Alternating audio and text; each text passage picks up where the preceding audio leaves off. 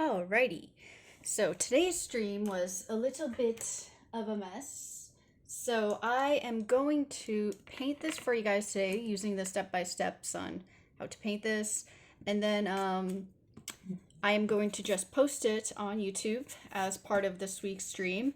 And let me see if I could get extra content maybe this weekend or something for you guys, just as an I'm sorry that technology had the best of me this week. So grab your brush, dip in water, make sure to let a little excess water drip there.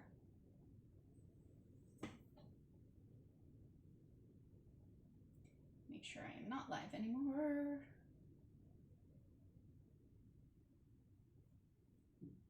All right.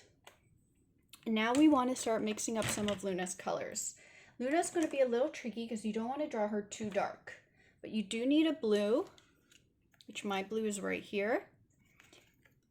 And I'm going to mix it with a little bit of black and get enough color there.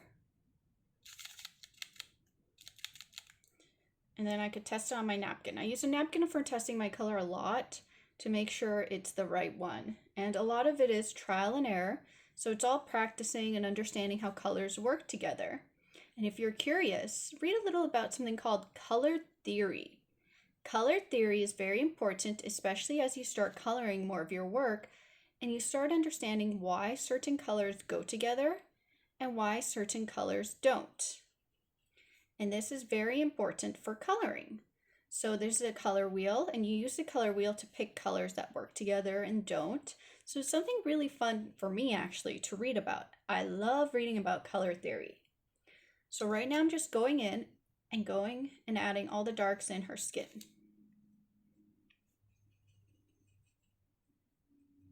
Like that. And now we're going to go move to her body. I'm just going to add a little bit of a reflection here, so I'm not completely covering up all of it with black, just a little reflection. Mix up a little more color, a little too much black there. Test. Good job. And then resume. You want to make sure not to overly wet your brush. It is very important your brush isn't too wet because that may cause you some issues.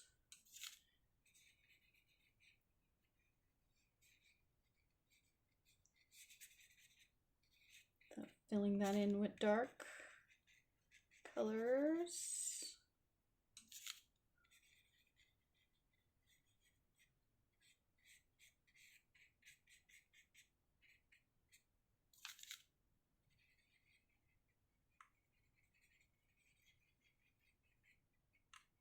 Once again, dark colors.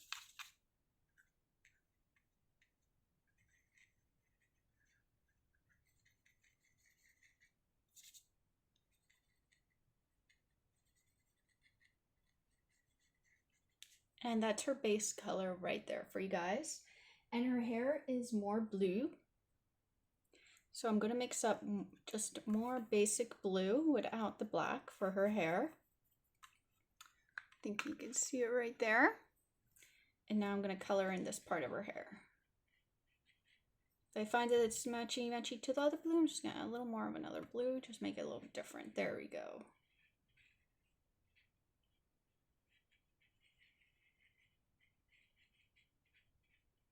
I'm going to leave the back for a while, and I'm going to mix up a darker color for the black of her, that little blue. And this part is quite dark, so I'm okay with using more pigment. In case you're wondering what pigment is, it is how much color you are using. The less color you're using, the less pigment you are using. Now I'm going to mix up a little teal for her eyes. And being very careful to stay within the lines. And I'm going to mix just a little light blue for her eyeshadow. Now I'm going to show you guys some really fun paint, so I'm going to leave that like that for a moment. Move this palette over and grab this palette right here with the shiny colors.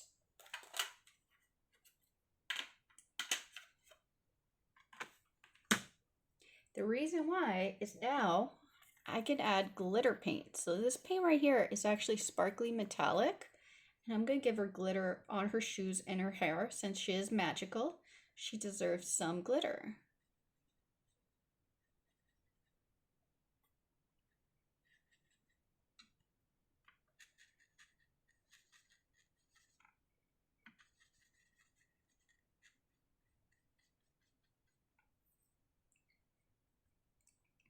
And now I'm going to add a little glitter hair in the back. So I'm going to start with a purple, and I'm actually going to go over with blue afterwards. You'll see what I mean. The reason why she almost has two shades in her hair. So I'm going to start with this purple. A little more pigment. And I'll be adding some blue afterwards. Can't really see it right now, but it's actually sparkling. I'll try to lift it up to the camera when it's done so if you can see the sparkle afterwards. Because right now you're just like, oh, it's just purple paint. Well.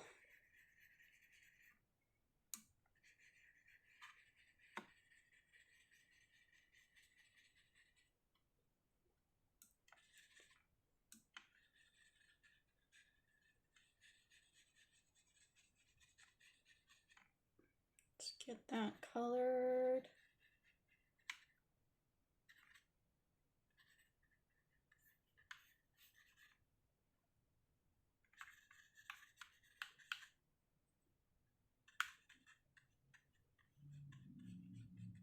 Now I'm going to grab the blue.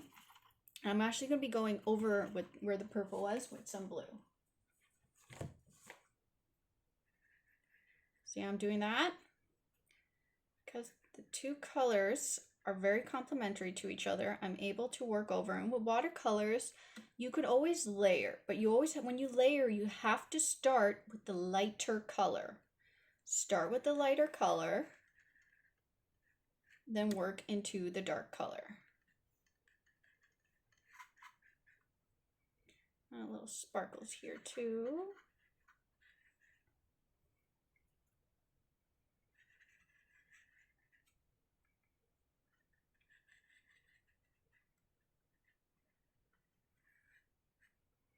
Now I'm going to go into her tail. Just going to move this palette out of the way.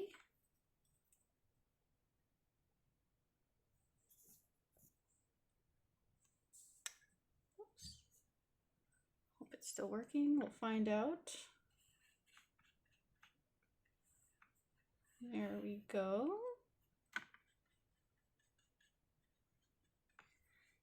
And that's the tail. And if you do something you don't like, just dab it, because with watercolors, as long as you're quick, you could do adjustments before it dries. So I didn't like the blue there, so I just adjusted it. Let me just check on this. Cool. Sorry guys, give me one moment.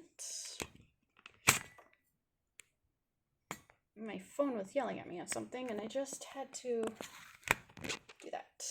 There we go. Resuming.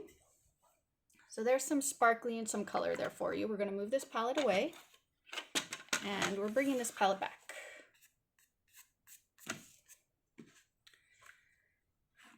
So we can add a little, maybe some blue in the background. Since well, we have a lot of blue. Should we add blue? Maybe a different type of blue. Ooh, let's go for a lighter blue. Because we worked with a lot of darker colors. So let's move with a lighter blue. And we're going to set up a little frame around the drawing. Being very careful not to go over anywhere important.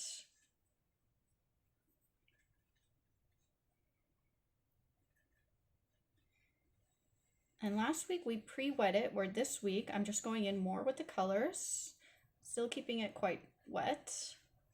So it's just a different way. And as long as it is wet, you could still combine the colors a lot better.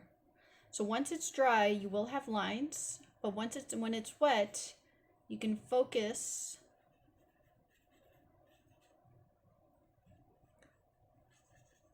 on areas.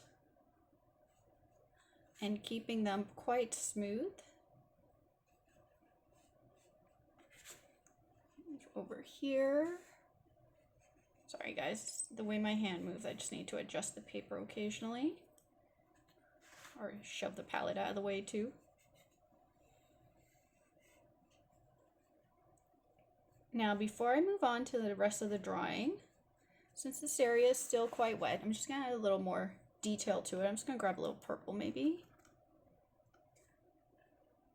Just start adding a little purple in some of the areas, just having a little fun, the wet technique. So my brush is just wet and I'm just dabbing with a wet brush with very little paint, just adding a little details to the background. This is best done if it's still wet. If it's dry, unfortunately, you will not be able to do this. So it's just going to add a little texture as it dries.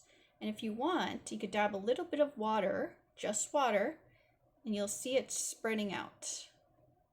It's also a cool technique, so you could watch that and you will see the color slowly spreading out.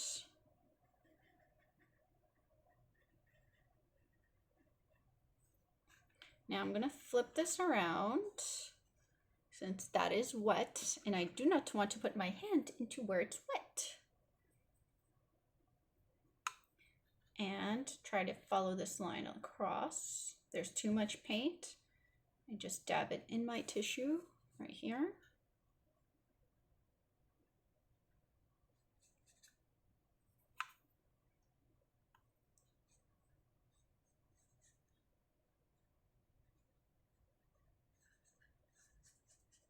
Going up, keeping it wet so I could add some more details to it.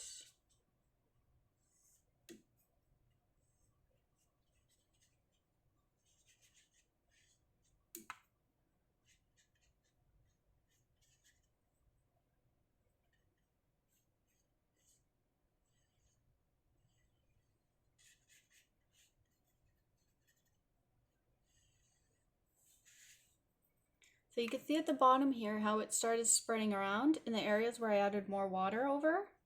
It's a cool little technique that you guys can try at home.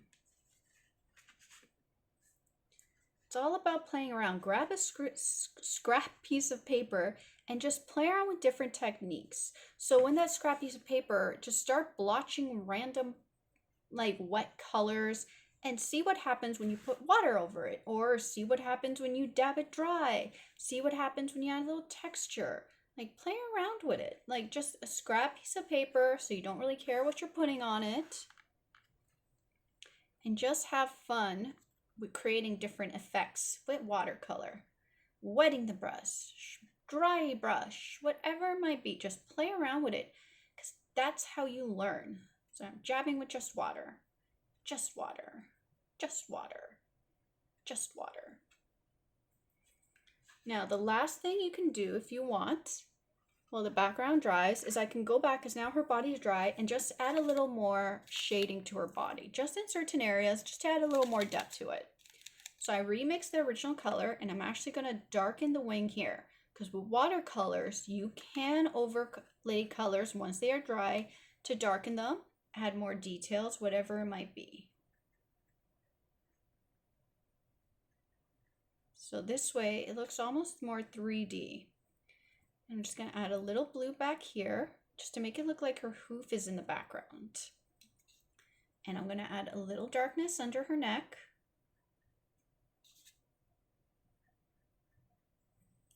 And over her horn.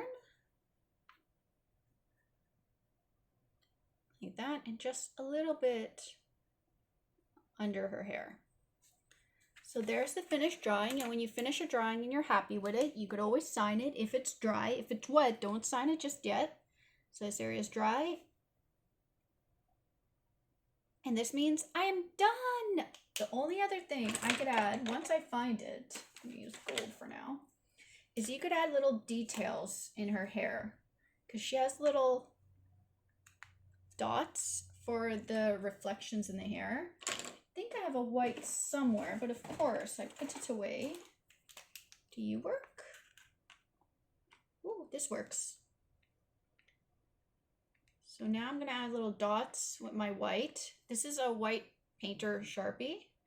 You could add it with white marker, white pencil crayon, whatever it might be.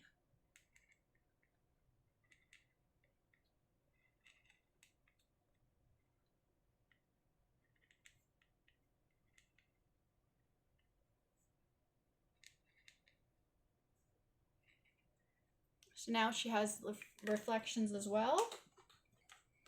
And you are good to go. Thank you so much, guys, and sorry once again about this week's stream problem. And if you are looking to enter the contest to win this, follow me on Instagram. All the details are there, and the code word for this week is magic. Once again, it is magic. Thank you, guys.